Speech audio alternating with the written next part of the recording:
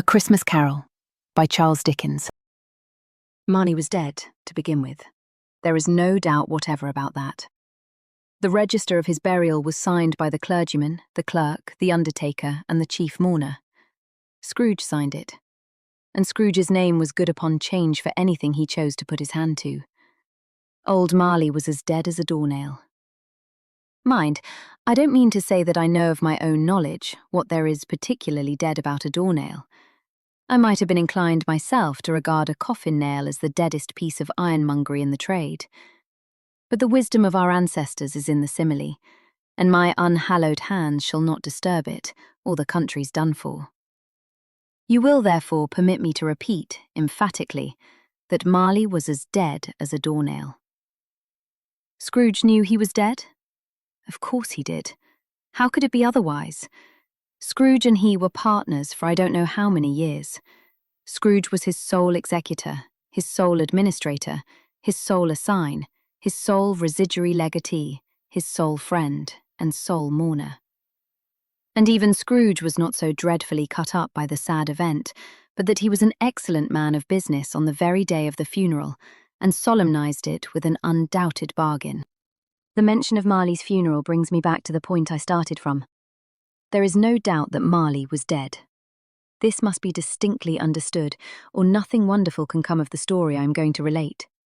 If we were not perfectly convinced that Hamlet's father died before the play began, there would be nothing more remarkable in his taking a stroll at night in an easterly wind upon his own ramparts than there would be in any other middle-aged gentleman rashly turning out after dark in a breezy spot, say St. Paul's churchyard, for instance, literally to astonish his son's weak mind.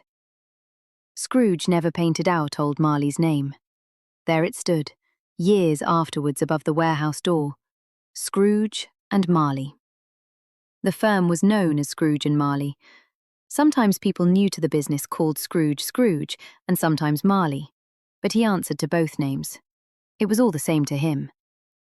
Oh, but he was a tight-fisted hand at the grindstone, Scrooge, a squeezing, wrenching, grasping, scraping, clutching, covetous old sinner.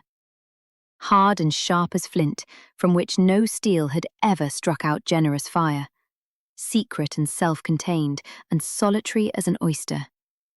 The cold within him froze his old features, nipped his pointed nose, shriveled his cheek, stiffened his gait, made his eyes red, his thin lips blue, and spoke out shrewdly in his grating voice. A frosty rime was on his head and on his eyebrows and his wiry chin. He carried his own low temperature always about with him. He iced his office in the dog days and didn't thaw it 1 degree at Christmas. External heat and cold had little influence on Scrooge. No warmth could warm, no wintry weather chill him. No wind that blew was bitterer than he, no falling snow was more intent upon its purpose, no pelting rain less open to entreaty.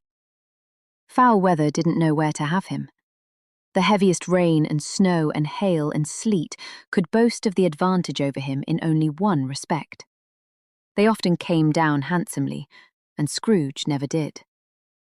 Nobody ever stopped him in the street to say with gladsome looks, "My dear Scrooge, how are you? When will you come to see me?" No beggars implored him to bestow a trifle. No children asked him what it was o'clock. No man or woman ever once in all his life inquired the way to such and such a place of Scrooge. Even the blind men's dogs appeared to know him, and when they saw him coming on, would tug their owners into doorways and up courts, and then would wag their tails as though they said, "No eye at all is better than an evil eye, dark master." But what did Scrooge care? It was the very thing he liked. To edge his way along the crowded paths of life, warning all human sympathy to keep its distance, was what the knowing ones call nuts to Scrooge. Once upon a time, of all the good days in the year, on Christmas Eve, old Scrooge sat busy in his counting-house. It was cold, bleak, biting weather, foggy withal, and he could hear the people in the court outside go wheezing up and down, beating their hands upon their breasts and stamping their feet upon the pavement stones to warm them. The city clocks had only just gone 3, but it was quite dark already. It had not been light all day, and candles were flaring in the windows of the neighbouring offices like ruddy smears upon the palpable brown air.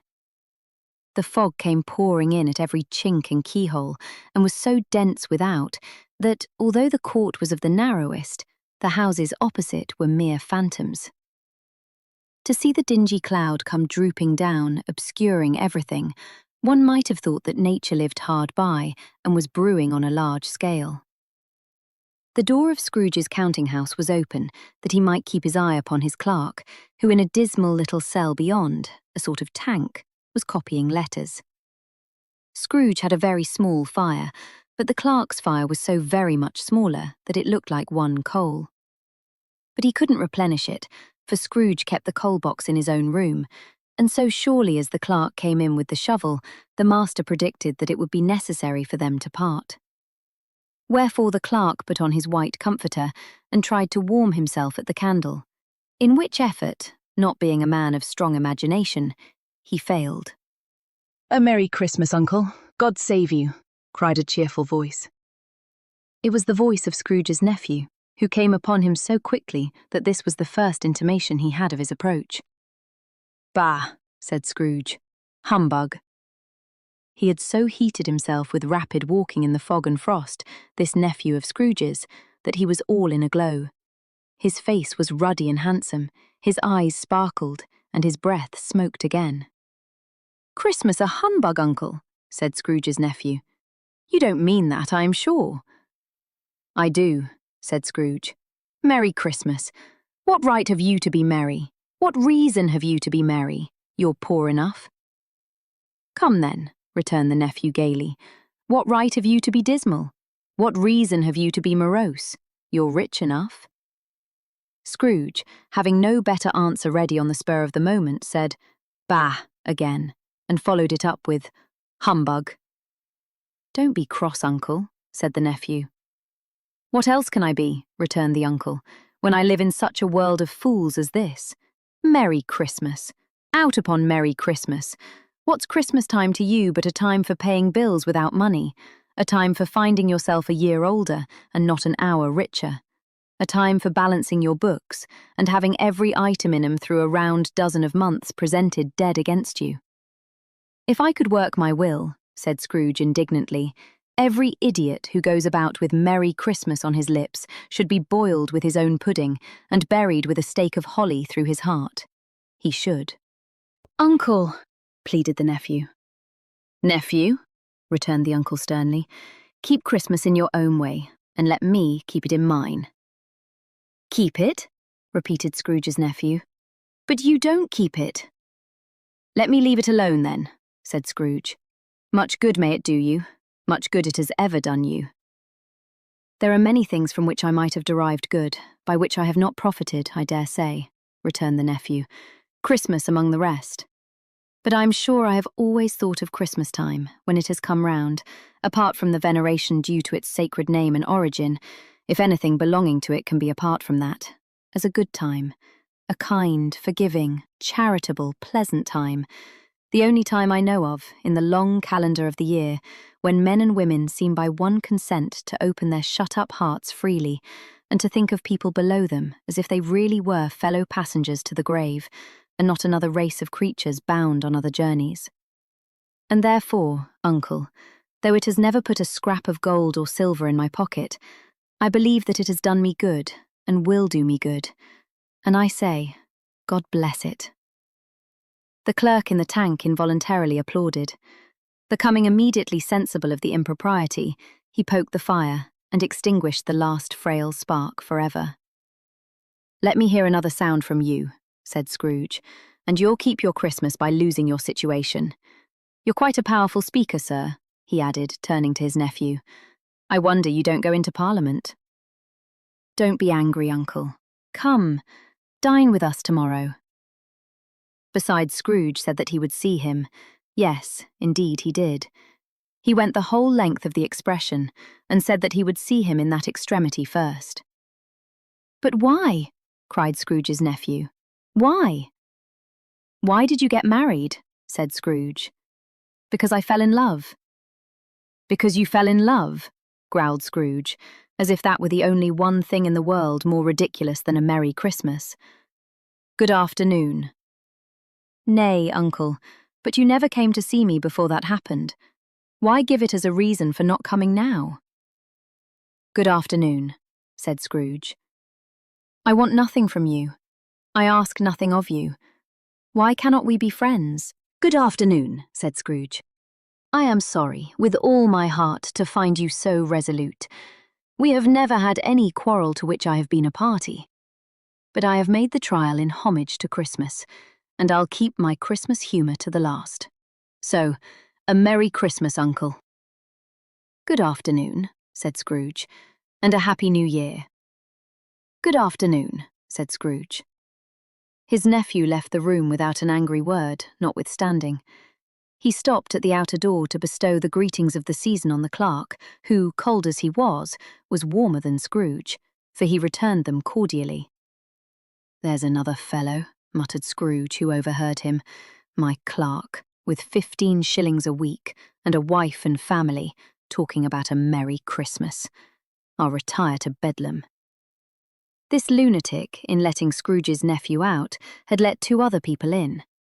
They were portly gentlemen, pleasant to behold, and now stood with their hats off in Scrooge's office. They had books and papers in their hands, and bowed to him. "Scrooge and Marley's, I believe," said one of the gentlemen, referring to his list. "Have I the pleasure of addressing Mr. Scrooge or Mr. Marley?" "Mr. Marley has been dead these 7 years," Scrooge replied. "He died 7 years ago this very night." "We have no doubt his liberality is well represented by his surviving partner," said the gentleman, presenting his credentials. It certainly was, for they had been 2 kindred spirits. At the ominous word liberality, Scrooge frowned and shook his head, and handed the credentials back. "At this festive season of the year, Mr. Scrooge," said the gentleman, taking up a pen, "it is more than usually desirable that we should make some slight provision for the poor and destitute, who suffer greatly at the present time. Many thousands are in want of common necessaries. Hundreds of thousands are in want of common comforts, sir." "Are there no prisons?" asked Scrooge. "Plenty of prisons," said the gentleman, laying down the pen again. "And the union workhouses?" demanded Scrooge. "Are they still in operation?" "They are. Still," returned the gentleman, "I wish I could say they were not." "The treadmill and the poor law are in full vigour, then?" said Scrooge. "Both very busy, sir." "Oh, I was afraid, from what you said at first, that something had occurred to stop them in their useful course," said Scrooge. "I am very glad to hear it." "Under the impression that they scarcely furnish Christian cheer of mind or body to the multitude," returned the gentleman, "a few of us are endeavouring to raise a fund to buy the poor some meat and drink, and means of warmth. We choose this time because it is a time, of all others, when want is keenly felt, and abundance rejoices. What shall I put you down for?" "Nothing," Scrooge replied. "You wish to be anonymous?" "I wish to be left alone," said Scrooge. "Since you ask me what I wish, gentlemen, that is my answer. I don't make merry myself at Christmas, and I can't afford to make idle people merry. I help to support the establishments I have mentioned. They cost enough, and those who are badly off must go there. Many can't go there, and many would rather die." "If they would rather die," said Scrooge, "they had better do it, and decrease the surplus population. Besides, excuse me, I don't know that." "But you might know it," observed the gentleman. "It's not my business," Scrooge returned. "It's enough for a man to understand his own business, and not to interfere with other people's. Mine occupies me constantly. Good afternoon, gentlemen." Seeing clearly that it would be useless to pursue their point, the gentleman withdrew. Scrooge resumed his labours with an improved opinion of himself, and in a more facetious temper than was usual with him. Meanwhile the fog and darkness thickened so that people ran about with flaring links, proffering their services to go before horses in carriages and conduct them on their way. The ancient tower of a church, whose gruff old bell was always peeping slyly down at Scrooge out of a Gothic window in the wall, became invisible, and struck the hours and quarters in the clouds with tremulous vibrations afterwards, as if its teeth were chattering in its frozen head up there. The cold became intense. In the main street at the corner of the court, some labourers were repairing the gas pipes and had lighted a great fire in a brazier, round which a party of ragged men and boys were gathered, warming their hands and winking their eyes before the blaze in rapture. The water plug being left in solitude, its overflowings suddenly congealed and turned to misanthropic ice. The brightness of the shops, where holly sprigs and berries crackled in the lamp heat of the windows, made pale faces ruddy as they passed. Poulterers' and grocers' trades became a splendid joke, a glorious pageant, with which it was next to impossible to believe that such dull principles as bargain and sale had anything to do. The Lord Mayor, in the stronghold of the mighty mansion house, gave orders to his 50 cooks and butlers to keep Christmas as a Lord Mayor's household should, and even the little tailor, whom he had fined 5 shillings on the previous Monday for being drunk and bloodthirsty in the streets, stirred up tomorrow's pudding in his garret, while his lean wife and the baby sallied out to buy the beef. Foggier yet and colder. Piercing, searching, biting cold. If the good St. Dunstan had but nipped the evil spirit's nose with a touch of such weather as that, instead of using his familiar weapons, then indeed he would have roared to lusty purpose. The owner of one scant young nose, gnawed and mumbled by the hungry cold as bones are gnawed by dogs, stooped down at Scrooge's keyhole to regale him with a Christmas carol. But at the first sound of "God bless you, merry gentlemen, may nothing you dismay," Scrooge seized the ruler with such energy of action that the singer fled in terror, leaving the keyhole to the fog and even more congenial frost. At length the hour of shutting up the counting-house arrived. With an ill will, Scrooge dismounted from his stool and tacitly admitted the fact to the expectant clerk in the tank, who instantly snuffed his candle out and put on his hat. "You'll want all day tomorrow, I suppose?" said Scrooge. "If quite convenient, sir." "It's not convenient," said Scrooge, "and it's not fair. If I was to stop £0.50 for it, you'd think yourself ill-used, I'll be bound." The clerk smiled faintly. "And yet," said Scrooge, "you don't think me ill-used when I pay a day's wages for no work." The clerk observed that it was only once a year. "A poor excuse for picking a man's pocket every 25th of December," said Scrooge, buttoning his greatcoat to the chin. "But I suppose you must have the whole day. Be here all the earlier next morning." The clerk promised that he would, and Scrooge walked out with a growl. The office was closed in a twinkling, and the clerk, with the long ends of his white comforter dangling below his waist, for he boasted no greatcoat, went down a slide on Cornhill, at the end of a lane of boys, 20 times, in honour of its being Christmas Eve, and then ran home to Camden Town as hard as he could pelt, to play at blind man's buff. Scrooge took his melancholy dinner in his usual melancholy tavern, and having read all the newspapers and beguiled the rest of the evening with his banker's book, went home to bed. He lived in chambers which had once belonged to his deceased partner. They were a gloomy suite of rooms, in a lowering pile of building up a yard, where it had so little business to be that one could scarcely help fancying it must have run there when it was a young house, playing at hide-and-seek with other houses, and have forgotten the way out again. It was old enough now, and dreary enough, for nobody lived in it but Scrooge, the other rooms being all let out as offices. The yard was so dark that even Scrooge, who knew its every stone, was fain to grope with his hands. The fog and frost so hung about the black old gateway of the house that it seemed as if the genius of the weather sat in mournful meditation on the threshold. Now, it is a fact that there was nothing at all particular about the knocker on the door, except that it was very large.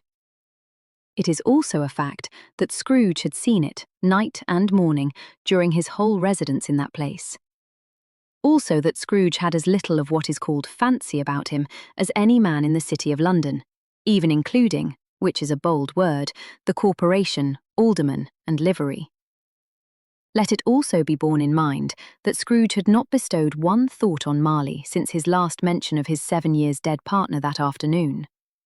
And then let any man explain to me, if he can, how it happened that Scrooge, having his key in the lock of the door, saw in the knocker, without its undergoing any intermediate process of change, not a knocker, but Marley's face. Marley's face. It was not in impenetrable shadow, as the other objects in the yard were, but had a dismal light about it, like a bad lobster in a dark cellar. It was not angry or ferocious, but looked at Scrooge as Marley used to look, with ghostly spectacles turned up on its ghostly forehead. The hair was curiously stirred, as if by breath or hot air, and though the eyes were wide open, they were perfectly motionless. That, and its livid colour, made it horrible. But its horror seemed to be in spite of the face, and beyond its control, rather than a part of its own expression. As Scrooge looked fixedly at this phenomenon, it was a knocker again. To say that he was not startled, or that his blood was not conscious of a terrible sensation to which it had been a stranger from infancy, would be untrue. But he put his hand upon the key he had relinquished, turned it sturdily, walked in, and lighted his candle. He did pause, with a moment's irresolution, before he shut the door, and he did look cautiously behind it first, as if he half expected to be terrified with the sight of Marley's pigtails sticking out into the hall. But there was nothing on the back of the door, except the screws and nuts that held the knocker on, so he said, "Pooh-pooh," and closed it with a bang. The sound resounded through the house like thunder. Every room above, and every cask in the wine merchant's cellars below, appeared to have a separate peal of echoes of its own. Scrooge was not a man to be frightened by echoes. He fastened the door, and walked across the hall, and up the stairs, slowly too, trimming his candle as he went. You may talk vaguely about driving a coach and six up a good old flight of stairs, or through a bad young Act of Parliament. But I mean to say you might have got a hearse up that staircase and taken it broadwise, with the splinter bar towards the wall and the door towards the balustrades, and done it easy. There was plenty of width for that, and room to spare, which is perhaps the reason why Scrooge thought he saw a locomotive hearse going on before him in the gloom.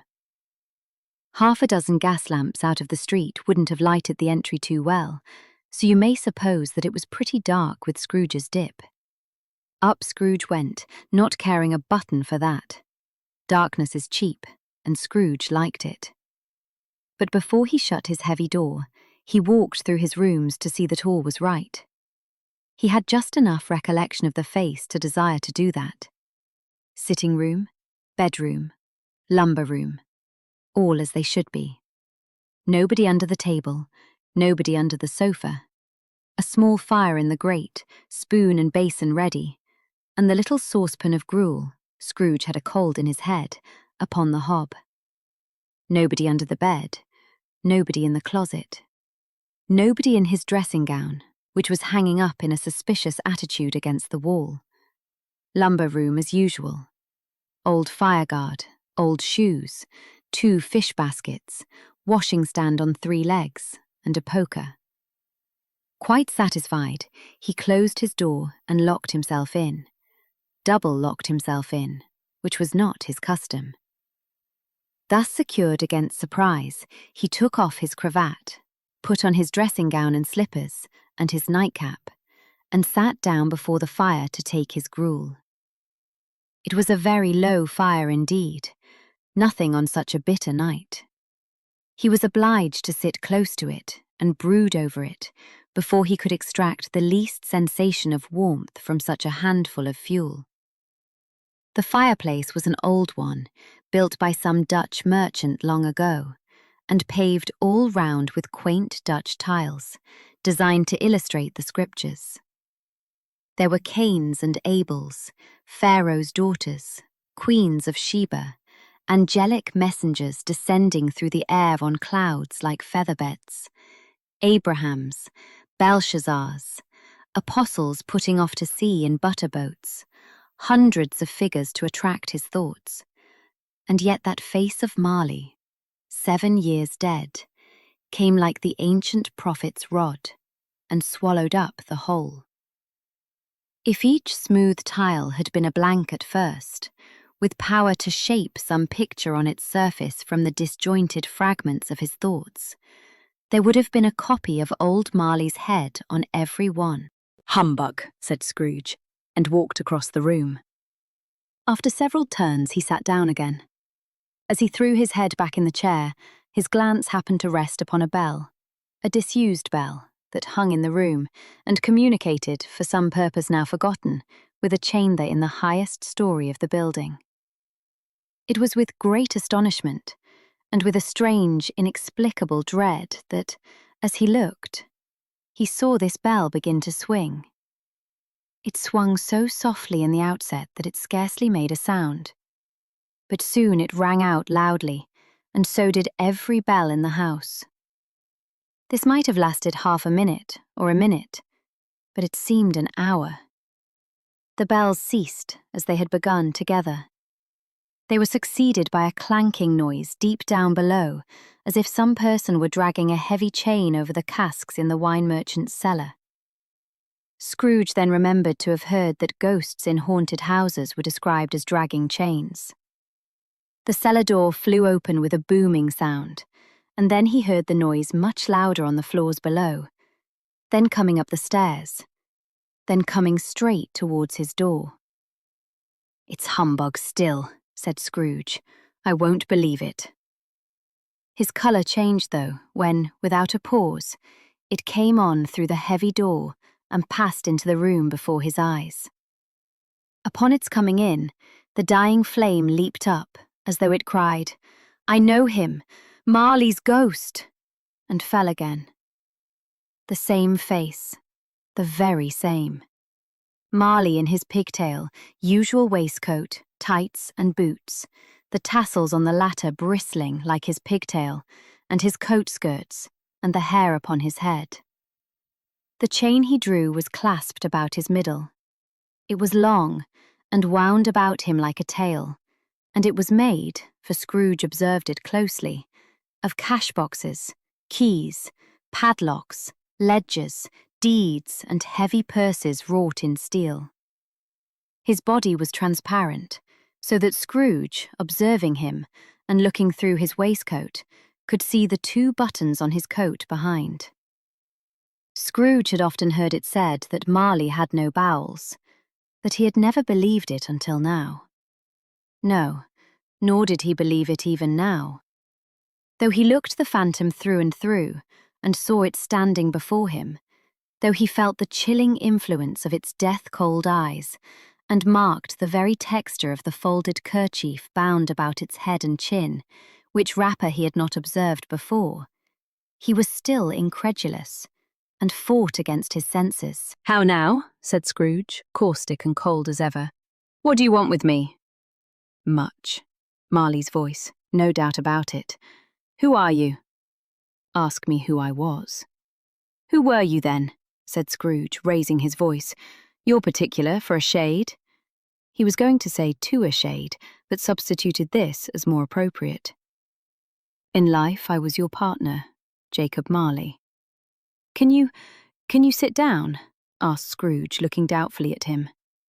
"I can." "Do it then." Scrooge asked the question because he didn't know whether a ghost so transparent might find himself in a condition to take a chair, and felt that in the event of its being impossible, it might involve the necessity of an embarrassing explanation. But the ghost sat down on the opposite side of the fireplace, as if he were quite used to it. "You don't believe in me," observed the ghost. "I don't," said Scrooge. "What evidence would you have of my reality beyond that of your own senses?" "I don't know," said Scrooge. "Why do you doubt your senses?" "Because," said Scrooge, "a little thing affects them. A slight disorder of the stomach makes them cheats. You may be an undigested bit of beef, a blot of mustard, a crumb of cheese, a fragment of an underdone potato. There's more of gravy than of grave about you, whatever you are. Scrooge was not much in the habit of cracking jokes, nor did he feel in his heart by any means waggish then. The truth is that he tried to be smart as a means of distracting his own attention and keeping down his terror. For the spectre's voice disturbed the very marrow in his bones. To sit staring at those fixed, glazed eyes in silence for a moment would play, Scrooge felt, the very deuce with him. There was something very awful, too, in the spectre's being provided with an infernal atmosphere of his own.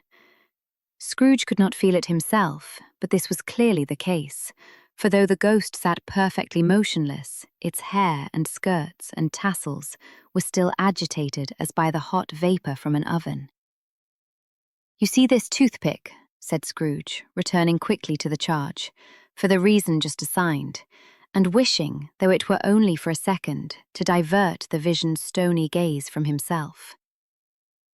"I do," replied the ghost. "You're not looking at it," said Scrooge. "But I see it," said the ghost, notwithstanding. "Well," returned Scrooge, "I have but to swallow this, and be for the rest of my days persecuted by a legion of goblins, all of my own creation. Humbug, I tell you, humbug!" At this the spirit raised a frightful cry, and shook its chain with such a dismal and appalling noise that Scrooge held on tight to his chair to save himself from falling in a swoon. But how much greater was his horror when the phantom, taking off the bandage round his head, as if it were too warm to wear indoors, its lower jaw dropped down upon its breast. Scrooge fell upon his knees and clasped his hands before his face. "Mercy," he said. "Dreadful apparition, why do you trouble me?" "Man of the worldly mind," replied the ghost, "do you believe in me or not?" "I do," said Scrooge. "I must. But why do spirits walk the earth, and why do they come to me?" "It is required of every man," the ghost returned, "that the spirit within him should walk abroad among his fellow men, and travel far and wide. And if that spirit goes not forth in life, it is condemned to do so after death. It is doomed to wander through the world, oh, woe is me, and witness what it cannot share, that might have shared on earth and turned to happiness." Again the spectre raised a cry, and shook its chain and wrung its shadowy hands. "You are fettered," said Scrooge, trembling. "Tell me why." "I wear the chain I forged in life," replied the ghost. "I made it link by link and yard by yard. I girded it on of my own free will, and of my own free will I wore it. Is its pattern strange to you?" Scrooge trembled more and more. "Or would you know," pursued the ghost, "the weight and length of the strong coil you bear yourself? It was full as heavy and as long as this 7 Christmas Eves ago. You have laboured on it since. It is a ponderous chain." Scrooge glanced about him on the floor, in the expectation of finding himself surrounded by some 50 or 60 fathoms of iron cable, but he could see nothing. "Jacob," he said imploringly. "Oh, Jacob Marley, tell me more. Speak comfort to me, Jacob." "I have none to give," the ghost replied. "It comes from other regions, Ebenezer Scrooge, and is conveyed by other ministers to other kinds of men. Nor can I tell you what I would. A very little more is all permitted to me. I cannot rest. I cannot stay. I cannot linger anywhere. My spirit never walked beyond our counting-house. Mark me, in life my spirit never roved beyond the narrow limits of our money-changing hole, and weary journeys lie before me." It was a habit with Scrooge, whenever he became thoughtful, to put his hands in his breeches pockets. Pondering on what the ghost had said, he did so now, but without lifting up his eyes or getting off his knees. "You must have been very slow about it, Jacob," Scrooge observed in a businesslike manner, though with humility and deference. Slow, the ghost repeated. 7 years dead, mused Scrooge, and travelling all the time. The whole time, said the ghost. No rest, no peace, incessant torture of remorse. You travel fast, said Scrooge. On the wings of the wind, replied the ghost. He might have got over a great quantity of ground in 7 years, said Scrooge. The ghost, on hearing this, set up another cry and clanked its chain so hideously in the dead silence of the night that the ward would have been justified in indicting it for a nuisance. "Oh, captive, bound and double-ironed," cried the phantom, "not to know that ages of incessant labour by immortal creatures, for this earth must pass into eternity before the good of which it is susceptible is all developed. Not to know that any Christian spirit working kindly in its little sphere, whatever it may be, will find its mortal life too short for its vast means of usefulness. Not to know that no space of regret can make amends for one life's opportunities misused. Yet such was I. Oh, such was I." "But you were always a good man of business, Jacob," faltered Scrooge, who now began to apply this to himself. "Business!" cried the ghost, wringing its hands again. "Mankind was my business. The common welfare was my business. Charity, mercy, forbearance, and benevolence were all my business. The dealings of my trade were but a drop of water in the comprehensive ocean of my business." It held up its chain at arm's length, as if that were the cause of all its unavailing grief, and flung it heavily upon the ground again. "At this time of the rolling year," the spectre said, "I suffer most. Why did I walk through crowds of fellow beings with my eyes turned down, and never raise them to that blessed star which led the wise men to a poor abode? Were there no poor homes to which its light would have conducted me?" Scrooge was very much dismayed to hear the spectre going on at this rate, and began to quake exceedingly. "Hear me," cried the ghost. "My time is nearly gone." "I will," said Scrooge. "But don't be hard upon me. Don't be flowery, Jacob. Pray." "How it is that I appear before you in a shape that you can see, I may not tell. I have sat invisible beside you many and many a day." It was not an agreeable idea. Scrooge shivered and wiped the perspiration from his brow. "That is no light part of my penance," pursued the ghost. "I am here tonight to warn you that you have yet a chance and hope of escaping my fate. A chance and hope of my procuring, Ebenezer." "You were always a good friend to me," said Scrooge. "Thankee." "You will be haunted," resumed the ghost, "by 3 spirits." Scrooge's countenance fell almost as low as the ghost's had done. "Is that the chance and hope you mention, Jacob?" he demanded in a faltering voice. "It is." I think I'd rather not," said Scrooge. "Without their visits," said the ghost, "you cannot hope to shun the path I tread. Expect the first tomorrow, when the bell tolls 1. "Couldn't I take 'em all at once, and have it over, Jacob?" hinted Scrooge. "Expect the second on the next night at the same hour. The third upon the next night, when the last stroke of 12 has ceased to vibrate. Look to see me no more, and look that, for your own sake, you remember what has passed between us." When it had said these words, the spectre took its wrapper from the table and bound it round its head as before. Scrooge knew this by the smart sound its teeth made when the jaws were brought together by the bandage. He ventured to raise his eyes again, and found his supernatural visitor confronting him in an erect attitude, with its chain wound over and about its arm. The apparition walked backward from him, and at every step it took, the window raised itself a little, so that when the spectre reached it, it was wide open. It beckoned Scrooge to approach, which he did. When they were within 2 paces of each other, Marley's ghost held up its hand, warning him to come no nearer. Scrooge stopped, not so much in obedience as in surprise and fear, For on the raising of the hand, he became sensible of confused noises in the air, incoherent sounds of lamentation and regret, wailings inexpressibly sorrowful and self-accusatory. The spectre, after listening for a moment, joined in the mournful dirge and floated out upon the bleak, dark night. Scrooge followed to the window, desperate in his curiosity. He looked out. The air was filled with phantoms, wandering hither and thither in restless haste and moaning as they went. Every one of them wore chains like Marley's ghost. Some few, they might be guilty governments, were linked together. None were free.